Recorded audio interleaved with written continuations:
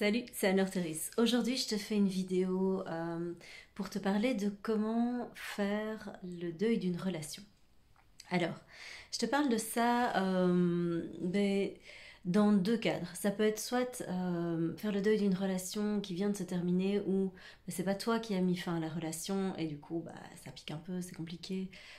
Il faut te remettre de ce qui vient de se passer. Soit c'est toi qui as mis fin à la relation et c'est pas plus facile finalement parce que on pourrait croire que celui qui prend la décision il est du bon côté de la barrière et que tout est facile pour lui, mais en fait pas du tout.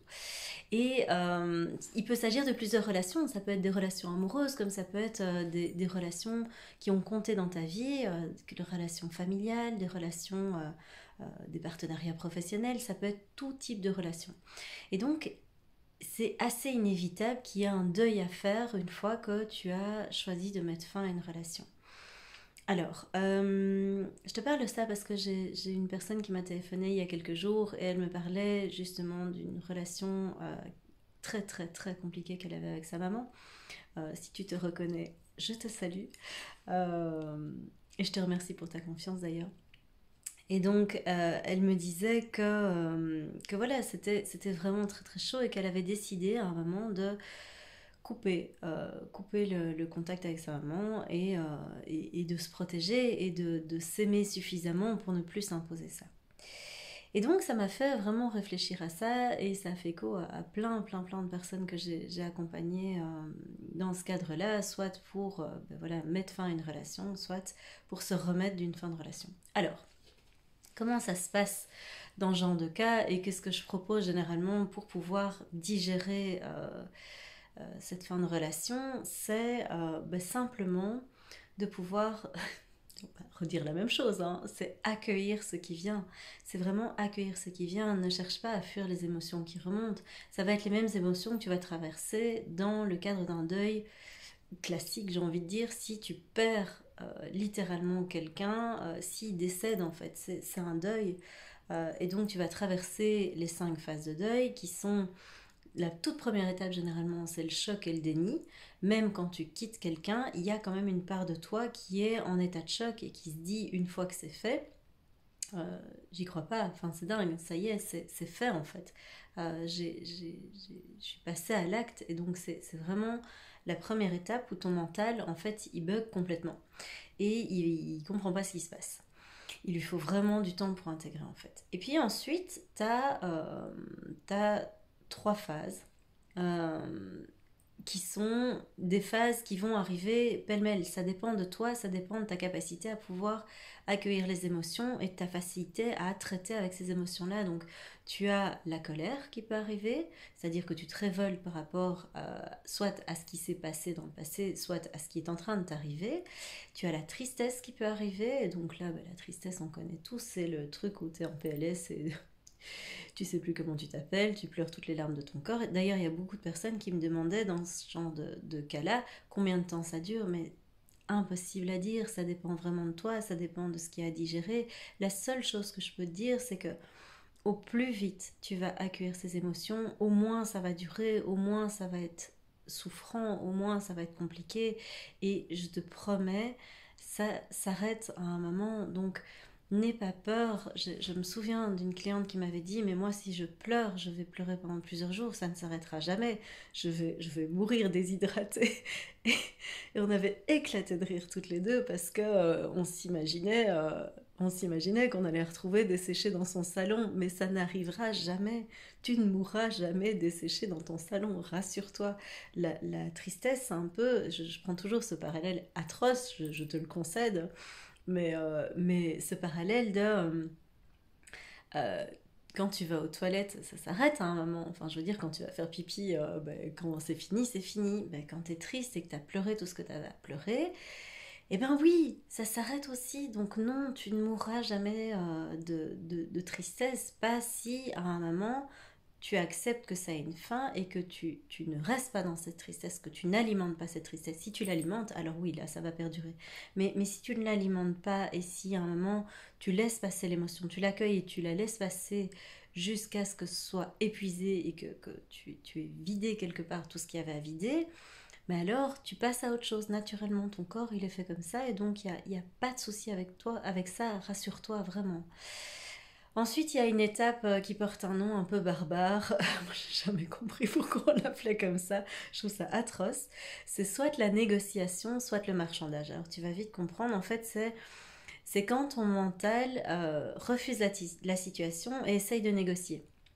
C'est ce qui se passe par exemple quand tu es atteint d'une maladie incurable et que tu essayes d'aller voir un médecin, deux médecins, 10 médecins pour qu'il y en ait au moins un qui te dise à un moment non mais si vous allez survivre, il n'y a pas de problème. Tu espères avoir ça et quelque part ton mental lutte là contre et refuse totalement l'information et donc cette phase, elle est normale. Tu voudrais revenir à ce qui s'est passé avant, quelque part, ou en tout cas à un état de non-souffrance. C'est vraiment ça qui t'appelle de l'intérieur. Et donc, tu serais prêt à faire n'importe quoi, d'où le marchandage ou la négociation, pour arrêter de souffrir et pour ne plus ressentir ce que tu ressens. Tellement c'est douloureux, tellement c'est pénible. Et puis ensuite, tu as l'acceptation. Alors l'acceptation, souvent, je m'aperçois qu'il y a une confusion avec l'acceptation et le fait d'être d'accord. Alors, c'est pas oui, je suis content de la situation, oui, j'accepte la situation et donc youpi, je me réjouis, on va faire la fête. Non, non, tu vas jamais avoir ça quand tu es dans une phase de deuil. L'acceptation, c'est ok, je suis. Alors, j'ai pas envie de dire d'accord, mais je reconnais que ça s'est passé comme ça.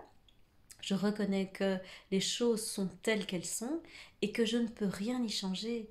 Si une personne est décédée, ben elle est décédée, je ne vais pas pouvoir la ressusciter. Enfin, si tu arrives à ressusciter les gens, appelle-moi. Franchement, je veux savoir comment tu fais. Je veux voir ça surtout le résultat.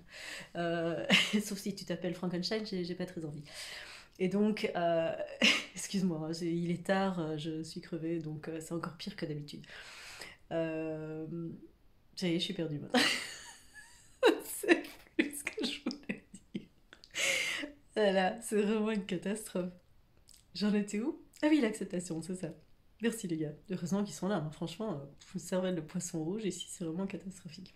Et donc, excuse-moi, hein, pour un sujet aussi sérieux que le deuil en plus, enfin bon, au moins si ça peut te faire rire 5 minutes, c'est déjà ça de gagner. Euh, Et donc l'acceptation, c'est vraiment pouvoir te dire à un moment, ben, les choses telles qu'elles sont, je ne peux rien y changer et quelque part je fais la paix avec ça. J'arrête de lutter là contre l'acceptation, c'est quand ton mental arrête de lutter, quand ton mental arrête de vouloir changer les choses dans le passé ou faire un futur différent dans lequel les choses auraient été différentes. Et donc c'est vraiment ça l'acceptation. Et puis il y a la dernière phase qui est la reconstruction où là il y a une part de toi qui dit ok maintenant je peux aller de l'avant et je peux reconstruire autre chose et donc je passe à une nouvelle phase et donc là ouf tu souffles enfin.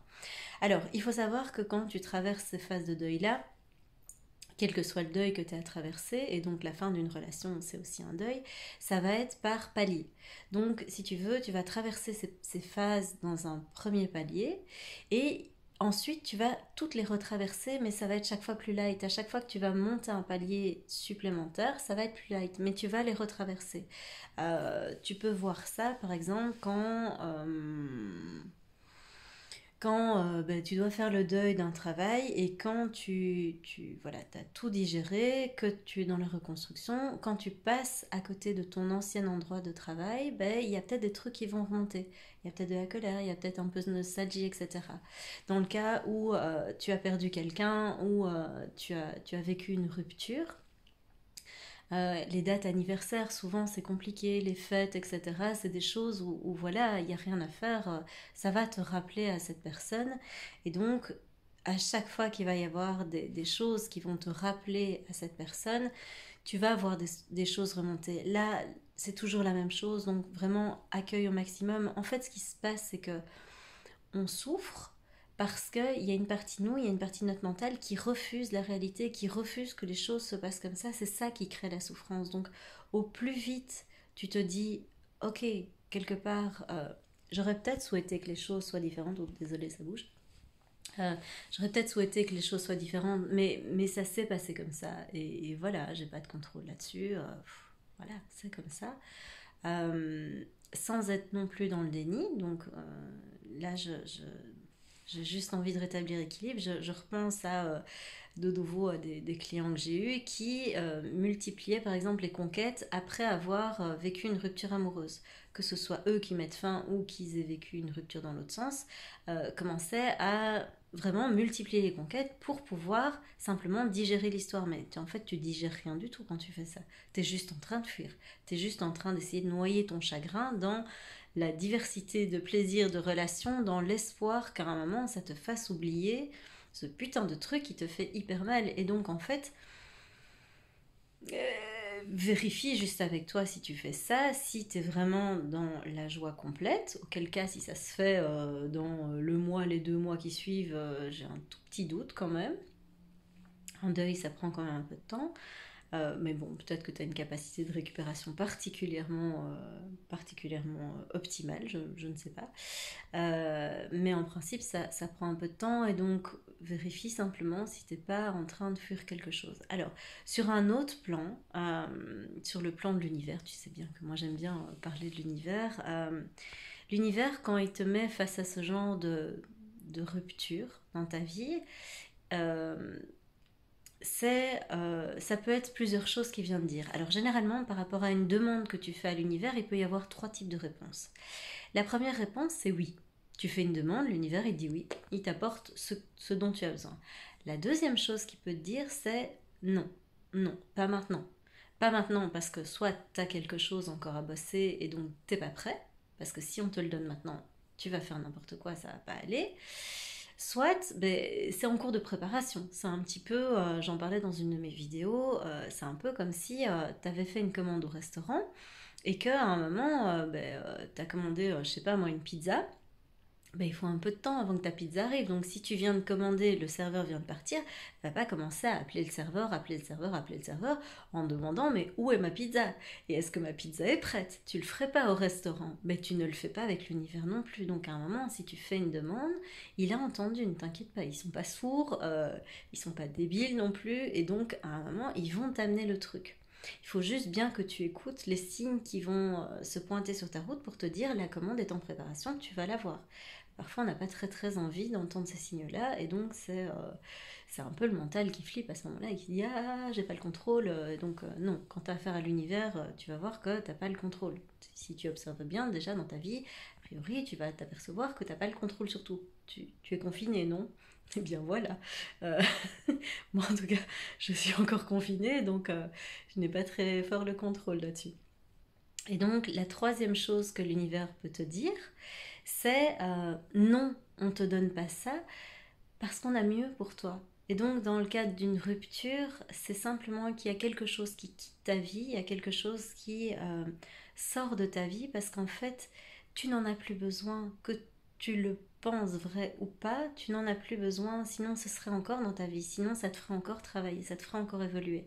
Si ça sort de ta vie, c'est qu'il y a un truc qui est terminé, c'est qu'on va te mettre autre chose sur ton chemin pour évoluer, donc ne t'inquiète pas non plus. Y a pas de sale coup de la part de l'univers, c'est vraiment le message qu'il me donne, c'est dis-leur quand même qu'il n'y a pas de sale coup de notre part, mais non, il n'y a pas de sale coup, c'est vraiment... ils sont là de ton côté pour que ça se passe bien, et donc si ça se passe vraiment pas bien et que tu souffres terriblement, demande-toi déjà qu'est-ce que tu bloques en fait, qu'est-ce que tu refuses dans cette situation, qu'est-ce qui est difficile pour toi, accueille ce qui vient en termes d'émotions, vraiment, sois bienveillant avec toi et donne-toi toute la douceur que tu aimerais recevoir de la part des autres, donne-la envers toi-même. Parle-toi avec douceur, parle-toi avec gentillesse, fais des choses qui te font du bien et surtout vide les émotions. Si tu as besoin de hurler, va dans les bois. Enfin, si tu es confiné, hurle dans un coussin ou dans ton matelas. Euh, Si tu peux sortir, va crier dans un endroit où tu es isolé. La voiture, ça marche très bien. Euh, et pour la tristesse, laisse couler, tu ne risques rien. Donc c'est vraiment important de pouvoir à un moment te donner cette bienveillance tant que tu rejettes une part de toi. Euh, Ça va pas bien se passer vraiment. Tu risques de croiser des gens qui vont rejeter aussi cette part-là. Donc Donc voilà, vraiment c'est l'invitation que je te donne. Et donc une fois que tu auras digéré tout ça, une fois que tu auras pu laisser les choses s'écouler, tu vas voir que finalement il y a une espèce de paix intérieure qui va se présenter à toi, une paix intérieure qui va te permettre de rebondir sur autre chose. Et donc vraiment, garde confiance, même si c'est difficile ce que tu traverses, même si c'est douloureux, garde confiance, il y a toujours mieux derrière, franchement. Donc voilà, je te laisse avec ça. N'hésite pas à me laisser un commentaire si tu vis quelque chose de difficile. Si vraiment ça va pas du tout, ben, appelle-moi. Enfin, tu restes pas tout seul, s'il te plaît. Tu te laisses pas couler. Il y a certainement des gens qui sont là aussi dans ton entourage. Appelle-les. Plusieurs fois, j'ai entendu des gens qui me disaient moi, je souffrais en silence et j'ai rien dit. Mais pourquoi? Pourquoi? Certainement des gens qui t'aiment et qui sont là pour toi. Et s'il y a personne, je te dis, appelle-moi, vraiment, n'hésite pas. Donc voilà, ça c'est ce que je t'invite à faire. N'hésite pas à partager si tu connais quelqu'un qui est en phase de séparation, qui s'est séparé, qui est un peu en train de prendre cher pour le moment. Et je te laisse, je te souhaite une toute belle journée et je te dis à très bientôt pour une nouvelle vidéo. Ciao!